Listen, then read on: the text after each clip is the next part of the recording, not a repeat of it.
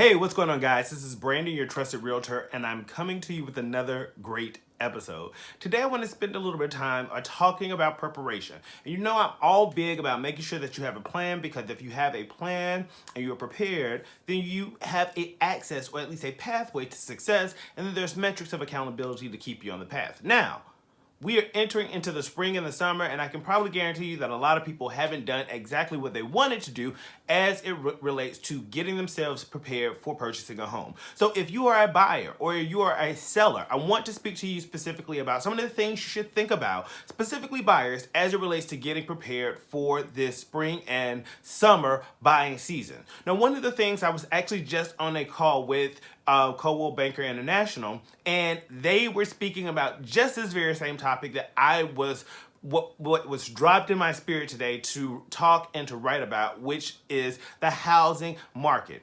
Invariably, there are a few things that people have to prepare themselves for as it relates to the housing markets. And traditionally, what individuals are accustomed to seeing is they're accustomed to being in a buyer's market. In this case, we're in a seller's market. So kind of the training and the understanding, especially the access and the concessions that you as a buyer once thought you had, aka your understanding of the real estate market and or aka the ecosystem, is completely different in a seller's market. The access, concessions, the additional funds are not there in a seller's market. And that also, combined with a low inventory, this really creates a perfect storm for sellers to be able to maximize values and to increase values. In the conversation that I was just having with Lawrence Yin, or the call that I was listening on with Lawrence Yin, who's a statistician with the National Association of Realtors, he spoke specifically about how in 2021 there is an expected projection in home purchases by 10%. That means that we're expecting 10% over last year of people to enter into the market and to purchase a home. He also predicted that there's going to be a 7% increase in value, even so much so noting, and I'll post this on my social media, so be sure to follow me at B Scott Realtor. He also posted in his summary or his analysis where he talked about that there's a starking wealth gap disparity as it becomes when it comes to renters and home buyers. So much so that the average net worth or income of a net worth of a renter is, in the slide, if I remember correctly, was about $67,000 to $7,000 this year, compared to a homeowner, which is $239,000. A stark difference in the wealth creation as it relates to being an owner. Now, if you know that all these things to be true, then you have the great wave of buyers, as I call it, that are going to be coming forward in this new time in order to get into a property. Now, if last year was any indication of what you can expect not only limited inventory continuing, but predict that there also be a chance that, or a high probability that, more people will be in the market and that more individuals will come to the market prepared, understanding that they have either heard stories or had experience about last year from other people as it relates to not being successful in gaining a property. So as it relates to sellers, let's pivot just a little bit more before we talk about the things buyers need to prepare themselves to be mentally ready for the wave that is coming. For a seller, this is the opportune time for you to make cosmetic improvements to your property so that you can begin to maximize your home's overall value as well as the intrinsic value. That doesn't mean that you need to spend that time getting a new roof, or unless you need it, or making significant or huge changes to the property because of the market. Also, with many sellers, this presents a new opportunity with herd immunity and the increase in buyers and the value of homes in the current and present market for individuals to transition out of their home and cash in on their asset while simultaneously accessing a different instrument, i.e. buying a new home for themselves or property. So things for you as sellers to keep in mind as it relates to this process. Now, Back to you buyers. When it comes to buyers, this ecosystem and this environment is going to be extremely competitive.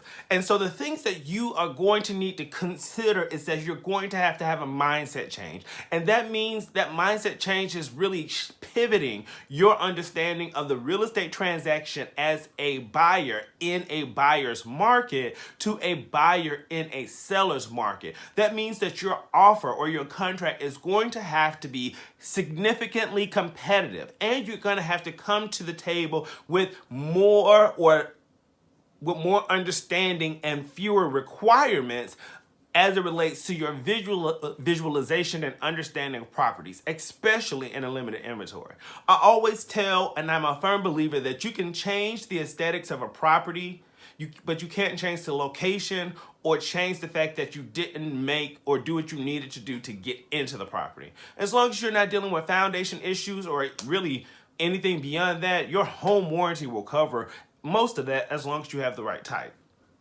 Now, from the competitive standpoint, you as a buyer should think about your home inspection and home inspection waiver. In an environment where we're in a lower inventory and we're in a seller's market, that home inspection waiver gives an additional chit or level of confidence to the seller that you're willing to take the property as is. That's also one less contingency, addendum, or reason for them to feel like you will go back and forth as it relates to that property. Now, what does that mean? That means that you have to have either, you're not going to know everything that there is to know about the real estate transaction or about a property. That means that you need to partner with someone like a trusted real estate resource who has this experience, that has been to multiple home inspections, but not only that, is willing to share that information with you and has learned something through that transaction so that they can identify things for you. Anyone can take a key out of a lockbox and open a door and let you into it. But what is the value added that you're receiving from the individual on the other end of that transaction as it relates to you having to go through the process of waiving your home inspection? I can tell you firsthand from my clients that if we ever have to get to that point, we're doing a fairly in-depth evaluation of the same steps that a home inspector is going to go through. So how comfortable are you with that, and how familiar are you with your rights as it relates to getting certain things taken care of? Another piece of this is to remember is that when you're thinking about waiving the home inspection contingency or thinking about your home inspection addendum in general, sometimes it's noteworthy to say that your home inspection is informational purposes only. And you have to figure out, or you should work with your agent, or your agent should be able to identify how that worked in relationship to the offer that you're making. The name of the game is being competitive, and especially in this DC region, there's a huge difference than any other place in the country as it relates to the level and the rate of appreciation for homes. The next is a escalation offer or escalation clause. Having or being in a place where you understand that you may you'll have to come in above asking price in some instances, in some properties, in some locations, and B, be willing to have an escalation clause to protect yourself in the event that you go above that. Now, there are other ways to split this, like an appraisal addendum, in order to kind of mitigate, over inflationary costs. But at the end of the day, what I can tell you is that sellers are looking at the price and they're looking at what the maximum they could get. But I also like to caution to real estate agents, my note to you, especially as we are all on that listing side, I think it is very important to caveat to our clients the need and to reinforce the need and the ability of picking clients that can perform. All of us have seen a property that has gone on the market and gone off the market and gone on the market again. It's hypercritically important that you as the agent is making sure that you manage and give the very hard truth to your client.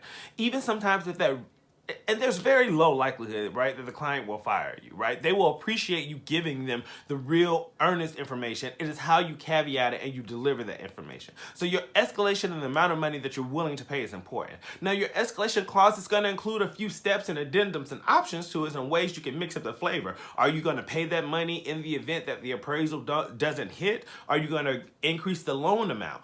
What is going to be the most comfortable for you? What I can tell you is that if you're going especially into a seller's environment that's hyper competitive with low inventory, having additional money or funds up front is going to be hugely competitive.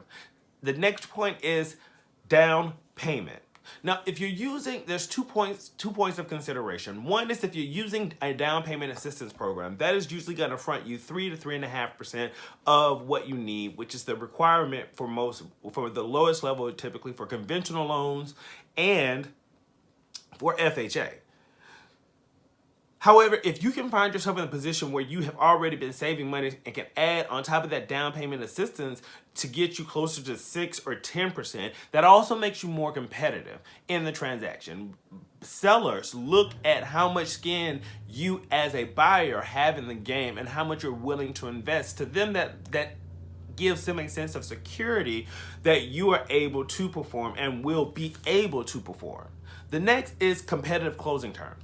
Quite often individuals will look and get into a property and say, I want to get into a property, I want to buy a home, but they're working with a lender who is not geographically or regionally familiar with our area. That can have an impact not only in the type of appraisal or appraiser that is selected, but also can have an impact on the ability and the time frame for a lender to close. When you talk to your lender, remember, you as a buyer are the most important person in this conversation. We can't buy a house without you. We can't lend money without you. We can't sell. We can't.